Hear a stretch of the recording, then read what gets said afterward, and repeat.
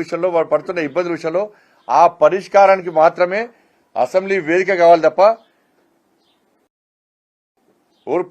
ఓరు ఆరోపణ ప్రత్యారోపణకు అసెంబ్లీ వేదిక కారాదు.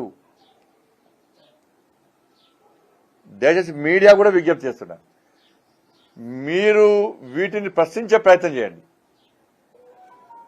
సంచలనం కోసం దయచేసి, ఎందుకంటే తెలంగాణ రాష్ట్రాన్ని సాధించుకున్నది, దాని ప్రధాన భూమిక పోషించింది మీడియా. ఇవాళ ఆ తెలంగాణ రాష్ట్ర ప్రజలు బాగు చేసే బతుకులు బాగు చేయడానికి మీడియా కూడా ఈసారి వేదిక కావాలి. మీరు ఏ పార్టీ ఆరోపణ ప్రత్యారోపణ ఇస్తే వాళ్ళ బండారం బయట పెట్టండి. ప్రజలకు ఇచ్చిన హామీలు గ్యారంటీ విషయంలో ఎలక్షన్ కోడ్ లోపల వాళ్ళు పూర్తి చేస్తే సపోర్ట్ చేయండి, మేము కూడా సపోర్ట్ చేస్తాం దానికి. కాబట్టి రెండు పార్టీలు ప్లాన్ గా వాళ్ళేమో నాశనం చేసిర్రు, ఎవరు బీఆర్ఎస్ పార్టీ బతుకులు నాశనం చేసిర్రు. వాళ్ళు ఏం చేస్తారు, ప్రజల దృష్టిని ఆకర్షించడానికి కాంగ్రెస్ పార్టీని తిడతారు.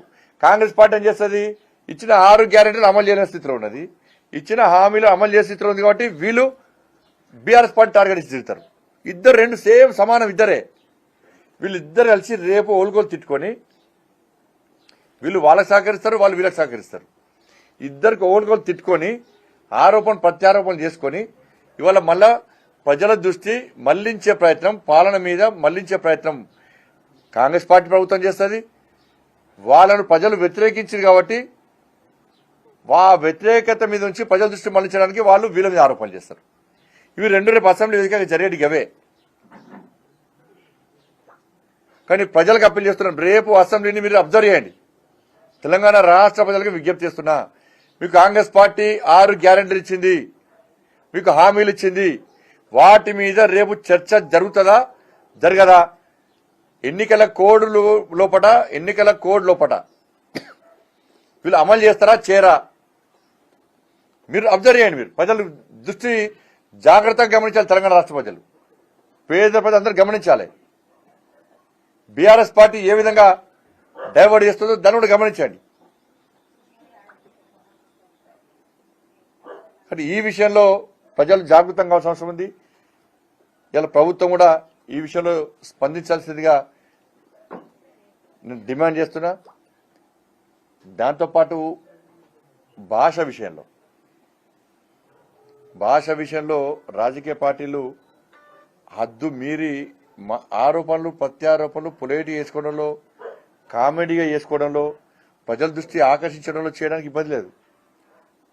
కానీ హద్దు మీరి అహంకార భావంతో ఇవాళ ఆరోపణలు చేయడం సమాజం దాన్ని స్వీకరించదనే విషయాన్ని రాజకీయ పార్టీ నాయకులు గ్రహించాలి. ఒక ముఖ్యమంత్రి స్థాయి వ్యక్తి, ముఖ్యమంత్రి అనేటువంటి ఆ చైర్కు గౌరవం ఇవ్వాలి మనం. ముఖ్యమంత్రి చైర్కు గౌరవం ఇవ్వాలి మనం, దానిలో ఎవరున్నా కూడా. కానీ ముఖ్యమంత్రి స్థాయిలో ఉన్నటువంటి ఒక వ్యక్తిని బీఆర్ఎస్ పార్టీ నాయకుడు చెప్పుతో కొడతా అనడము ఇది ఇంతకంటే సిగ్గుచేటి కూడా కాదు. ఇది పూర్తిగా వాళ్ళ అహంకారాన్ని, బీఆర్ఎస్ పార్టీ ఆ నాయకత్వం యొక్క ఆ కుటుంబంతో పాటు ఆ నాయకులకు అహంకారమైనటువంటి భావజాలాన్ని బయటకు వస్తుంది. ఇది కరెక్ట్ కాదు. దీన్ని ప్రతి ఒక్కరు ఖండిస్తున్నారు. ఈ భాష మార్చుకోవాల్సిన అవసరం ఉంది. ప్రజలను ఇబ్బంది పెట్టినప్పుడు, ప్రజలు ఇబ్బందిలో ఉన్నప్పుడు నేను మాట్లాడదాను, కానీ చెప్పుతాం కొడతాననేది ఇది కరెక్ట్ కాదు.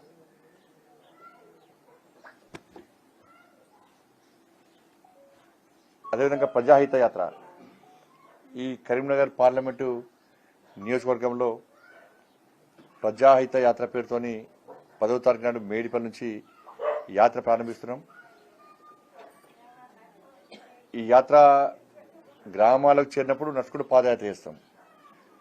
గ్రామాలు దాటిన తర్వాత వెహికల్ అవ్వడం, ఎందుకంటే సమయభావం వల్ల ఈ యాత్రను ప్రజాహిత యాత్రగా మేము దీన్ని మనం పాదయాత్ర కాకుండా ఈ యాత్రను కొనసాగించే ప్రయత్నం చేస్తున్నాం. ఇది 10th నుంచి 15th వరకు వేములవాడ సిరిసిల్ల నియోజకవర్గంలో పూర్తి చేస్తాం.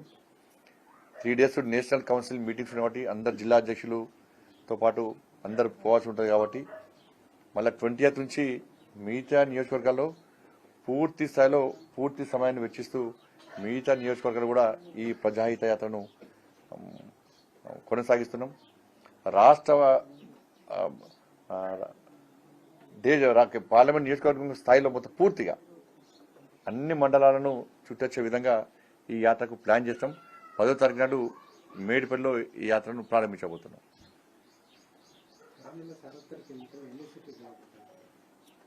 ఇప్పుడున్నటువంటి సర్వే ప్రకారం 17 గెలవడానికి ప్లాన్ చేస్తున్నాం. మేము హైదరాబాద్ కూడా మొన్న ఎలక్షన్లో అసెంబ్లీ ఎలక్షన్ రిజల్ట్ చూసారు. 17 గెలవడానికి కూడా ప్లాన్ చేస్తున్నాం. మేము ఏదైనా జరగచ్చు.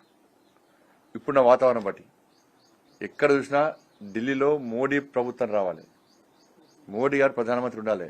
పార్లమెంట్ ఎన్నికల్లో ఎట్టి బస్సులో మేము పూర్తి చేస్తాం, మోడీ గారికి చేస్తాం, మోడీ గారిని ప్రధానమంత్రి చేస్తామని చెప్పి ఎక్కడ ఏ వ్యక్తిని కలిసినా కూడా అదే స్పందన.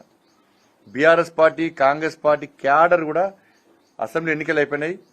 పార్లమెంట్ ఎన్నికల్లో మాత్రం బీజేపీ గెలవాల్సిందే, నరేంద్ర మోడీ గారు ప్రధానమంత్రి